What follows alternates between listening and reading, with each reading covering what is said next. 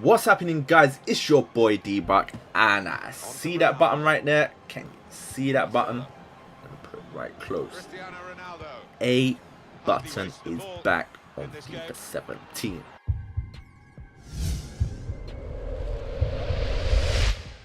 Now, everyone knows my views on FIFA 16. It was a poor game, it was like a mess of a game, and it wasn't fun, and you was never quite in control of anything. But FIFA 17 has finally changed that. So EA went back to basic and fits a normal A pass. So you can now use the A pass to a teammate who is less than 15 or so yards away. EA fits player first touch and ball control. That means players like myself who like possession football are free to play how they actually want now. So I haven't touched Ultimate Team because the full game isn't out, and I have very limited time. But I've really been enjoying season. I've been playing how I want to, and I've been enjoying the results. FIFA 17 actually allows you to take your time on the ball and play how you want. So when I first jumped on the game, I thought this new active intelligence system was garbage. So anyone that has played FIFA 17 and know when you got that final through ball on, and when you do it, the player doesn't make that right run, and it's just a mess. And then you're thinking, I thought they fixed all this, but actually playing the game more, FIFA 17, not worrying about through balls anymore, it's actually helped my game. Because let's be honest, I've been stuck in FIFA 16 mode. In FIFA 16 you had to adapt. That's one thing you had to do. You had to adapt. You couldn't play your normal game, and you had to play the system. You had to use the system. Whereas in FIFA 17, I realize I can play like I can in FIFA 15 or FIFA 13, where I can just pack up the midfield now. I don't need wingers, and I can just pass in my midfield. It doesn't matter how many people are marking me. It doesn't matter how packed that midfield is. If you're a good passer, you can get through that. And I don't know if anyone's noticed, so when you have got a packed midfield and you pass it to one player, another person will run, and the runs that it make leaves gaps open. It's not necessarily the player at front, it's not necessarily a striker that's going to make the run, it's the midfielders that make the run, and your left back and right back. I think that's the main thing where the active intelligence really comes in. It's not necessarily your striker making that final run. It's been points where I'm playing as Real Madrid, and Marcelo is literally similar to how Pep Guardiola plays. It's literally in my midfield. It's literally in CM, joining in all my attacks, and I think that's due to the active intelligence system.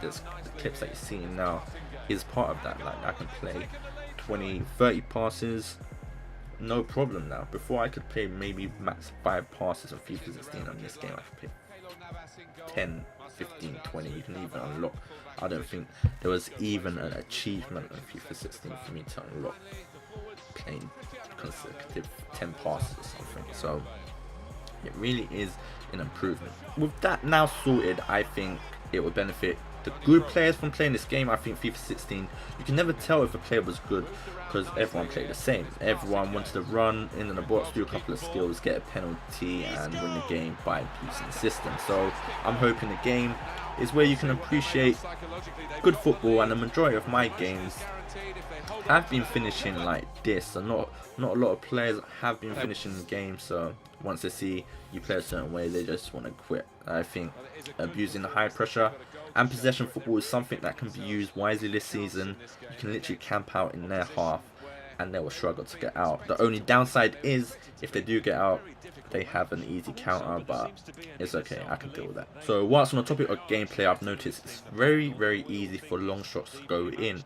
Whilst keeper ratings have gone up, I think long shots is what's going to cause a lot of people problems. So when you are attacking, a lot of people will go back into the box, leaving you very little space inside the box. That's one thing I noticed. When you pass inside the box, you have very little time and you normally get tackled. Whereas you have if you have a bit of space in the 25-yard area, just let off a shot. And the worst, and if it's on target, it is going to cause the keeper problems. He's either going to parry it for a corner, he's going to parry it in front of your player for a nice tap in, or it's just going to go in. I think it's something that a lot of people will start abusing. Now onto the downsides of the game. Cursors changing is still a problem.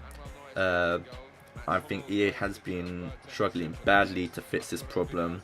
but it's still there. Like literally, you want him to change it to the nearest player, but it's still changing to a player that's nowhere near the box, and then it just leaves your defense really open. I think that's a very annoying thing, and it's something that I thought they would have sorted out, because it's been a problem for the last, well, it's always been a problem. I just thought maybe this was the game that EA was gonna fix it, but yet cursors changing is still a problem.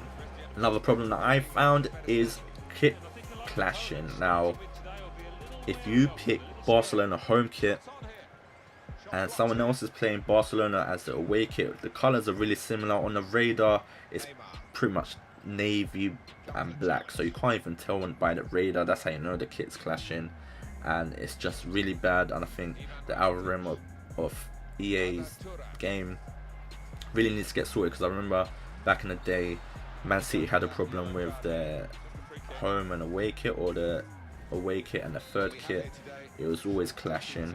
Oh no, it was the Man City away kit, which was navy, and it would clash with people with black kits, but because EA saw it as two different colors, they thought it was fine. So that's something that I think needs to be addressed as well. I also think the game's user interface is very slow for a game that's now like FIFA 17. It should not be this slow.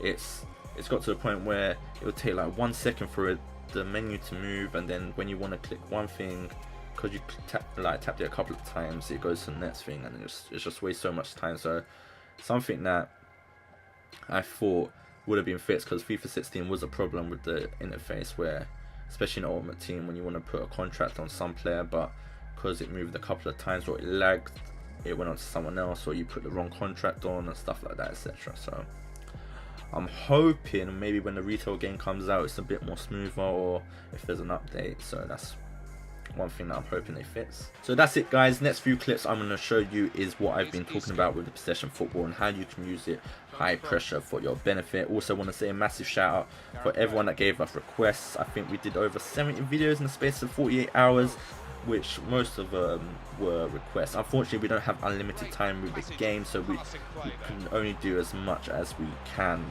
regarding requests. When the full game comes out, we'll finish all the other requests. I want to say a massive thank you to you guys for subscribing to us and leaving comments. Remember to give this video a like if you enjoy this video. I'll be releasing a clubs video explaining the new club system and how it works in the next couple of days. Remember to hit me up on social media in the description below. Peace. Good interception. Well, this attack got a bit of shots on here.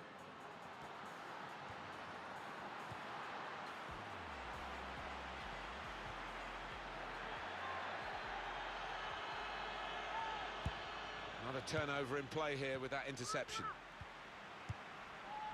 Now Rodriguez. And they're passing so well out there. Rodriguez. Modric got it back again from his teammate. Trying to thread it through here. Kroos. Modric! Well, he scored. And it's a big moment for them in the match. They've pushed their lead now. The scoreline. James Rodriguez. Modric. Playing away, it might work for them, trying to play offside. Well, it's a bold move, isn't it, away from home, but they're confident in doing it. Here's Isco. And here come Real Madrid. Cristiano Ronaldo. Well, he's threaded the pass through neatly. Keeping the ball moving, that's important. Opportunity here. Well, they bought themselves a bit of time. Cristiano Ronaldo.